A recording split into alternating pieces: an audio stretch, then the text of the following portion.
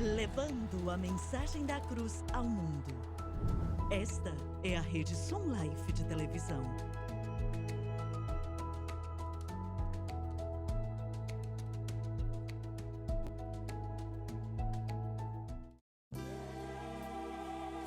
Bem-vindo a um estudo na palavra, uma série de estudos bíblicos focalizados na cruz de Cristo.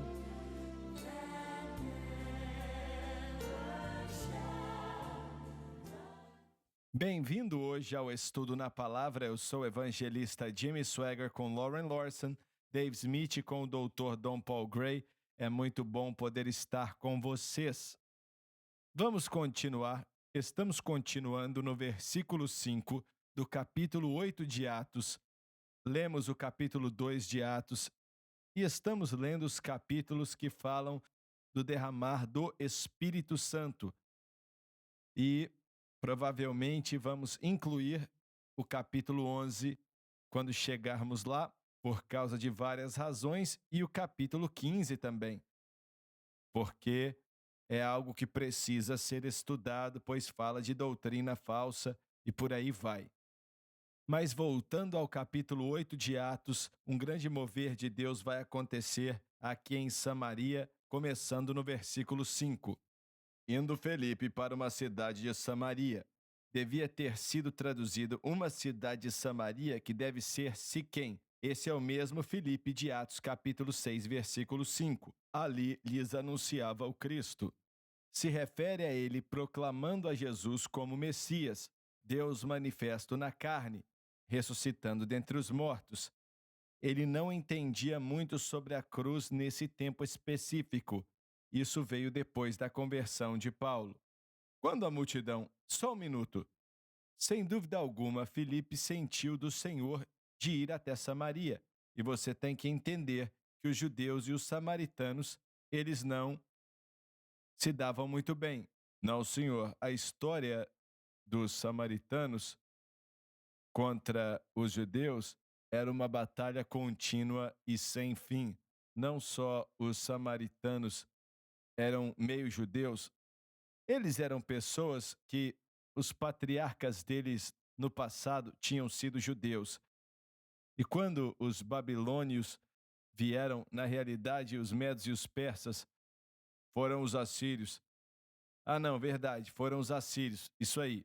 Eles mandaram pessoas para lá para ajudar a popular a terra e acabou misturando os judeus e os gentios, certo? Então eles eram meio judeus. Não só isso, mas 100 ou 120 anos antes de Jesus aparecer, os samaritanos tinham construído um templo, acredito que era em Gerazim, no Monte da Maldição, e os judeus vieram a Jerusalém e o destruíram. Então dá para imaginar a tensão entre os dois grupos. E no tempo de Cristo, claro que sabemos que um judeu, ele caminhava 3 dias de distância só para evitar passar por Samaria. Era terrível. Quando Jesus encontrou a mulher ali no poço de água, foi algo chocante, porque não era comum. Aquilo não acontecia, ainda mais porque ele falou com ela primeiro e por aí vai.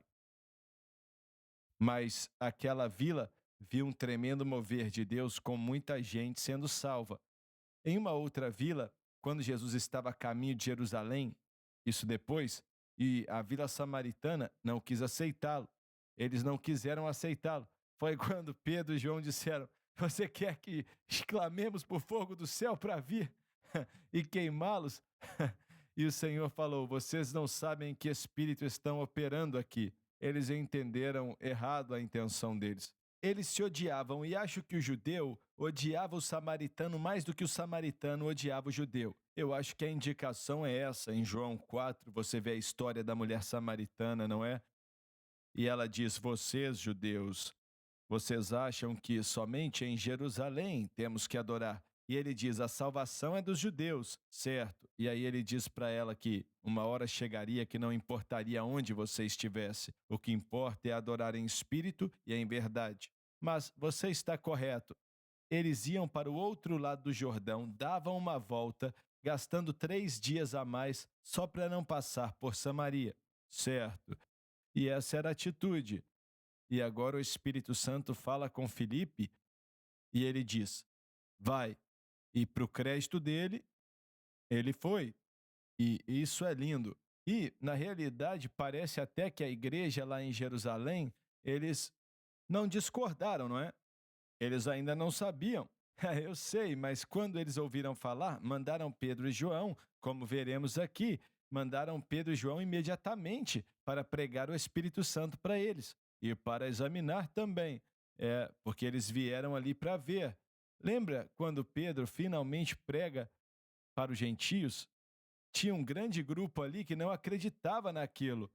E, honestamente, eu acredito que se olharmos para a expansão da igreja, provavelmente era a atitude que eles tinham para com o que aconteceu em Samaria. Vieram investigar, vieram ver, e quando viram, era um verdadeiro mover de Deus, e para o crédito deles, e também para o crédito do grupo que realmente falou com Pedro em Atos 10, eles reconheceram o que Deus tinha feito e viram a necessidade de Deus. Você vê que essa era a única resposta para esse ódio entre grupos de pessoas, é o Evangelho. É a resposta para esse problema de raça que temos agora nos Estados Unidos, ou para qualquer lugar, é o Evangelho.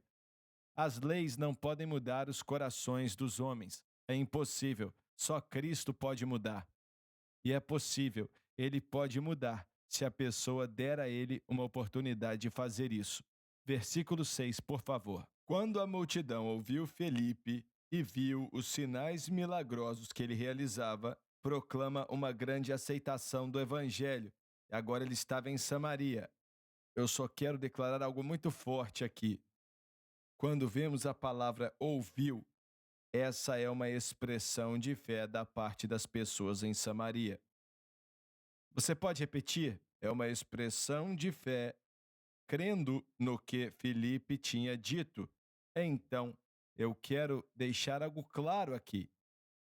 No momento que alguém escuta Cristo, a única exigência para alguém ser salvo, desde João Batista até esse momento, é crer que Jesus Cristo era o Messias.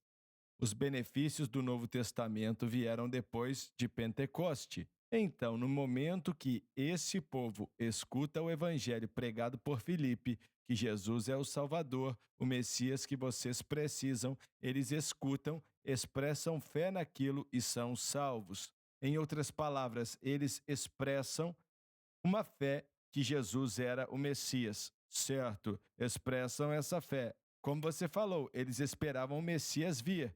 Eles estavam esperando ele chegar. E a conversa que vemos em João, nós vemos isso. Eles estavam esperando o Messias, mas eles aceitam sua palavra e depois do dia de Pentecoste, depois da salvação, três coisas acontecem. Primeiramente, regeneração, a criação completa do indivíduo, lavado, justificado, santificado. Em segundo lugar, batismo em Cristo. E em terceiro lugar, que é muito importante, a habitação do Espírito Santo dentro da pessoa e que ele começa a fazer a obra imediatamente em relação à santificação, revelando quem Cristo é e tudo isso. Quando o pecador aceita Jesus, escuta o evangelho, isso foi o que aconteceu com os samaritanos. Certo, certo. Olha, você terminou de ler o versículo 6? Ainda não. Ouviu Filipe e viu os sinais milagrosos que ele realizava, verificando a mensagem que ele pregava. Então o Senhor usou a ele. Não diz que tipos de milagres aconteceram, mas aconteceram milagres ali e afetaram as pessoas que estavam ouvindo.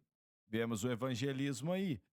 Os milagres, sinais e maravilhas confirmando a palavra traz uma colheita. Acreditaram por causa da palavra que ele declarou e os milagres que ele fez. Acredito que ele pregou e orou por pessoas, com certeza. E o grande avivamento então estava acontecendo e as pessoas estavam sendo salvas, mas os milagres, não há a menor dúvida para mim que certamente contribui para o fortalecimento de um avivamento. E quando você chega no próximo versículo, você vê ainda mais. Muito bem, eu quero falar disso aqui. Por que é que não estamos vendo muitos milagres hoje em dia em comparação a 50 anos atrás, 100 anos atrás, ou seja como for. A verdade é que não estamos vendo. Vou voltar para algo que você falou no último programa. Primeiramente, é o seguinte: existem tempos com Deus. Creio que existem coisas que têm que ser colocadas em ordem. Não é que Deus não está disposto a operar milagres hoje, mas eu creio que nós não podemos forçar milagres a acontecer. Nós não produzimos milagres. Eles estão Eles são oportunidades que Deus usa para trazer os perdidos para Ele. Eu acredito, estou crendo, como todos nós estamos crendo em um mover de Deus.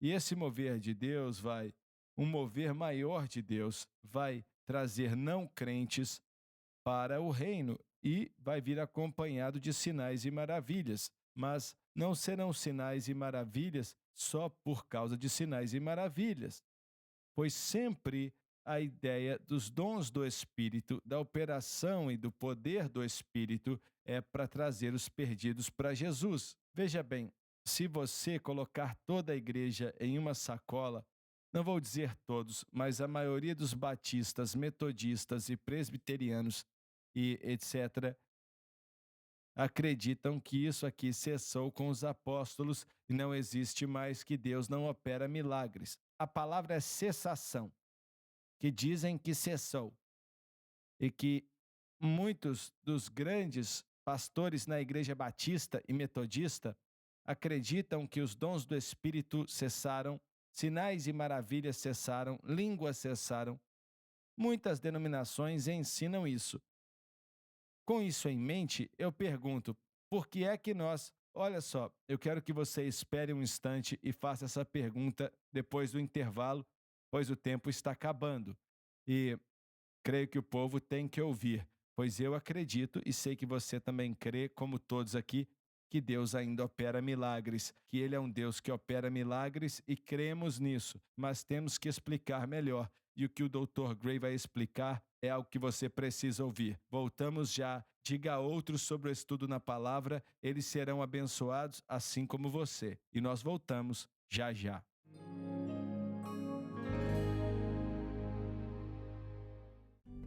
Todo crente